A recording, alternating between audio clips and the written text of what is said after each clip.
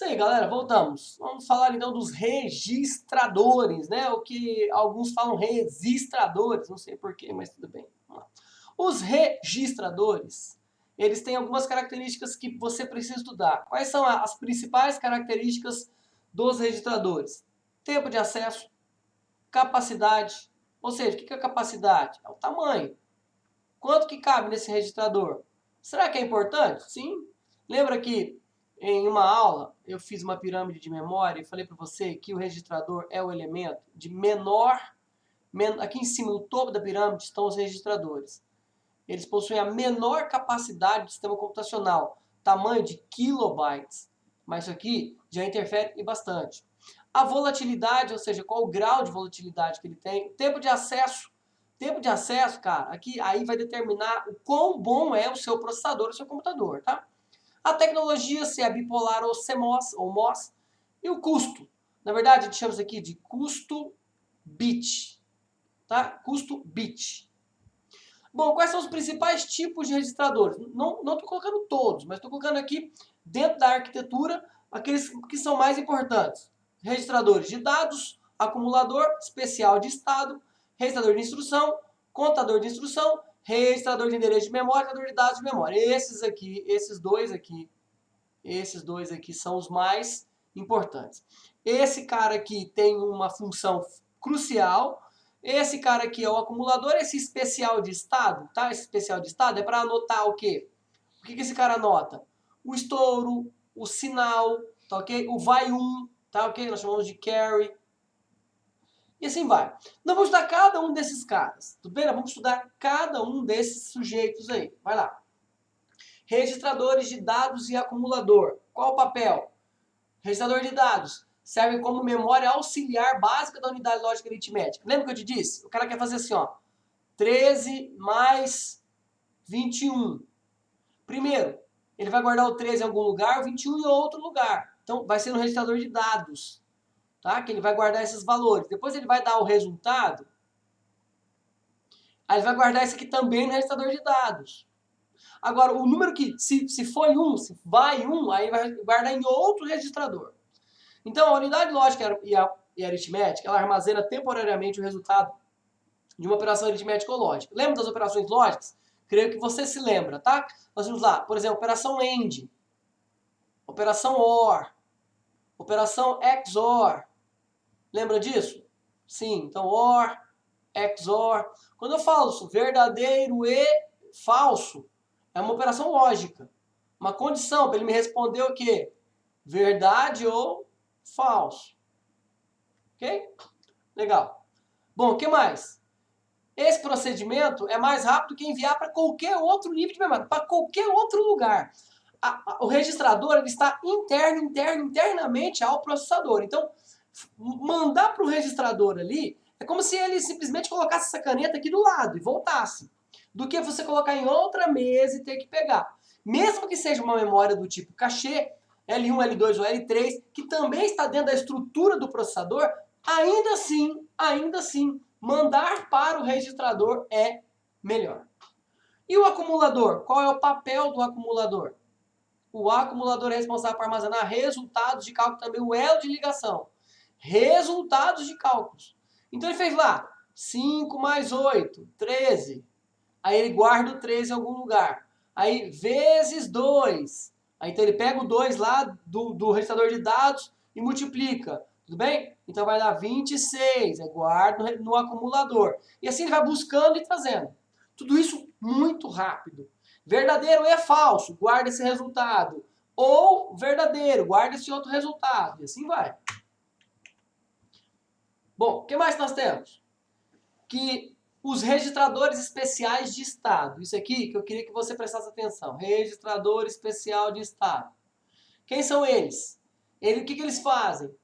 Eles auxiliam o processamento. Como? Como eles auxiliam o processamento? Armazenam dados que podem possuir significados. Como assim, professor? Dados podem possuir significados? Sim, você estudou. Você estudou comigo, por exemplo, que no I3E 754, o binário pode ser representado de forma negativa. Então, ele pode ter um significado, ser positivo ou negativo. tá bom? Ele pode ser um número que está em ponto flutuante, pode ser um float, ele pode ser um double float, ele pode ser um int, ele pode ser um char, e assim vai. Ele tem um significado. Ele pode ser um estouro. O que é um overflow? Um estouro. Você quer ver? Não, nós só podemos utilizar 2 dígitos. 2 dígitos. Então, com 2 dígitos, eu só escrevo de 00 até 11. Converte. Converte para decimal. Com 2 dígitos. Vai de 0 até com 2 dígitos. Eu escrevo qual número? Qual o maior número que eu escrevo com 2 dígitos? Isso. Se você falou 3, você acertou.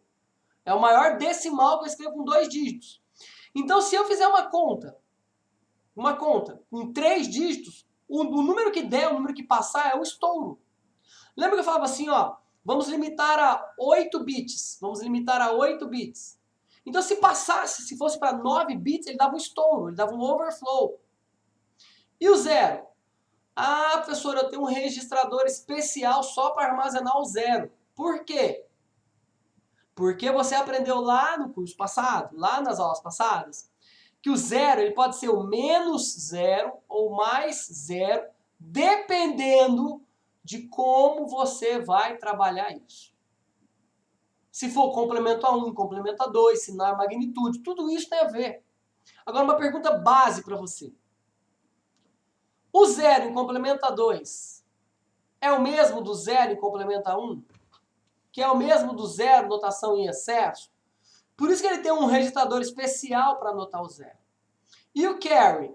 O carry é o vai 1. É o vai 1. Depois você pega aquele 1 que foi e traz para cá. E a paridade você vai ver daqui a pouco quando a gente for falar de integridade. Então o bit de paridade é para casar a integridade. Imagina o seguinte, você está mandando uma comunicação. Você tem uma sequência, você vai mandar uma comunicação de 32 bits. Presta atenção, você vai mandar 32 bits. Aí os 32 bits são assim, ó. 1.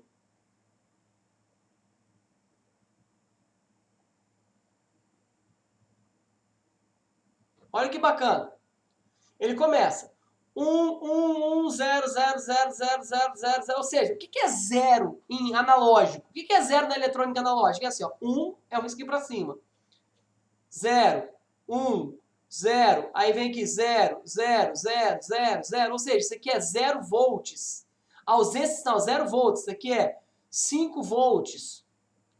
Imaginou o seguinte, mandar 0 volts. O cara que está lá na ponta, o receptor, o cara que está recebendo isso, ele pode olhar e entender o seguinte: será que caiu a comunicação?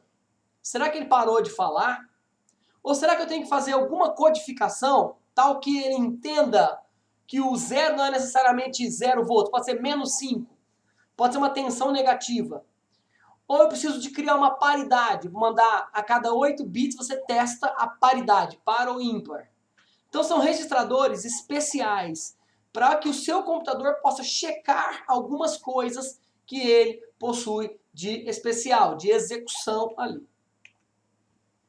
Bom, e esse cara aí? Registrador de instrução. Qual que é a dele?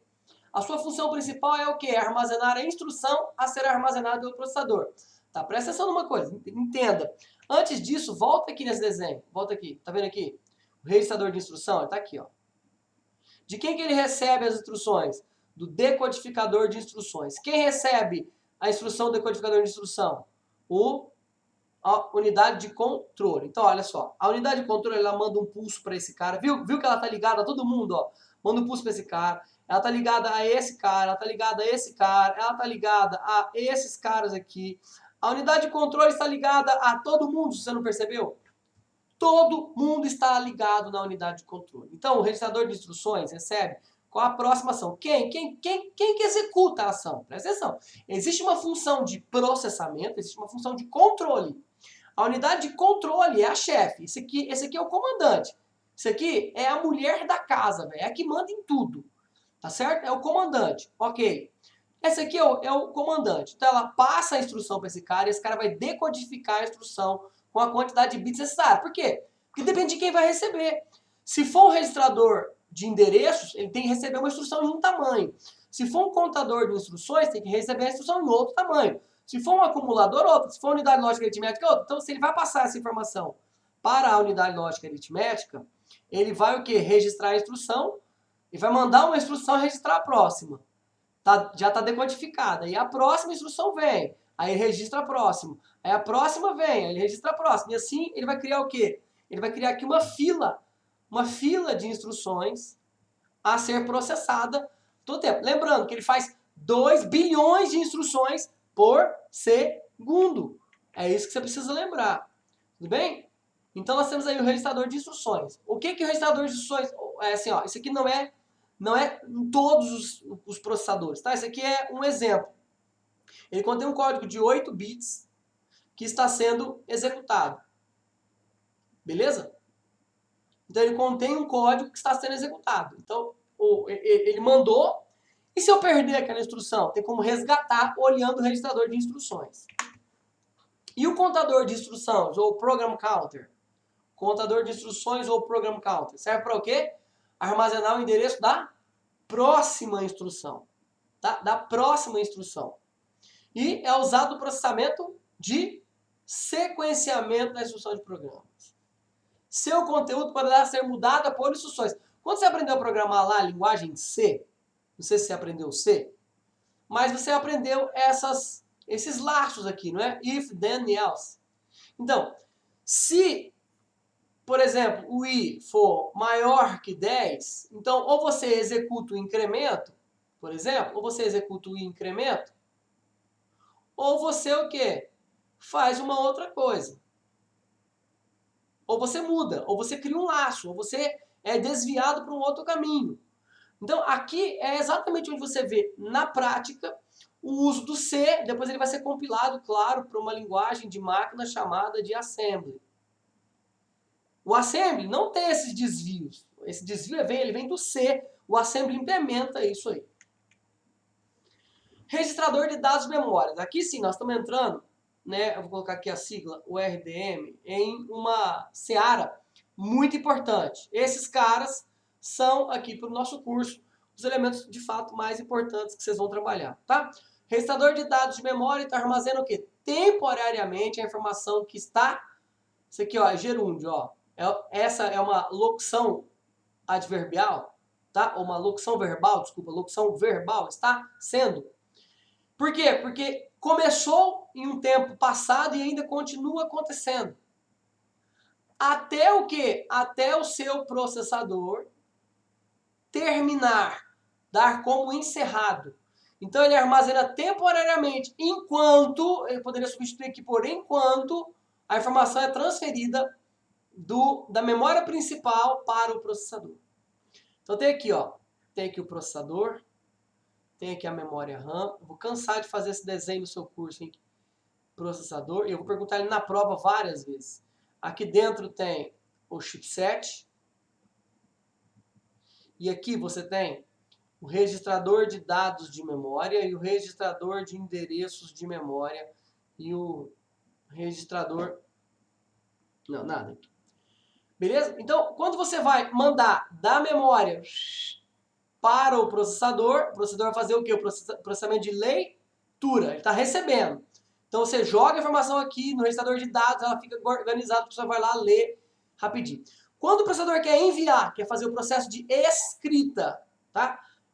Ou seja, do processador para a memória principal, ele manda para o registrador de dados, que depois manda para a memória. Então é assim, ó. Processador, registrador de dados de memória. Deixa eu colocar aqui. Processador, qualquer lugar corta, né? Registrador de dados de memória. Como que é o nome desse procedimento? Escrita. O processador está inserindo, está escrevendo. Memória, registrador de dados de memória, processador. Nós temos uma leitura. O processador está buscando, está lendo o arquivo. Registrador de endereços de memória. Cara, aqui você vai estudar com mais afinco lá quando a gente for falar de memórias. Na semana que vem a gente vai falar de memórias. Então ele vai armazenar temporariamente o endereço de acesso a uma posição de memória. é o seguinte, vou te falar. O processador, ele precisa escrever em um dos milhões de endereços que a memória tem. Esse endereço? Esse, não sei. Mas esse endereço aqui, ele precisa ser transferido para o processador saber qual é o local, o endereço que ele vai escrever.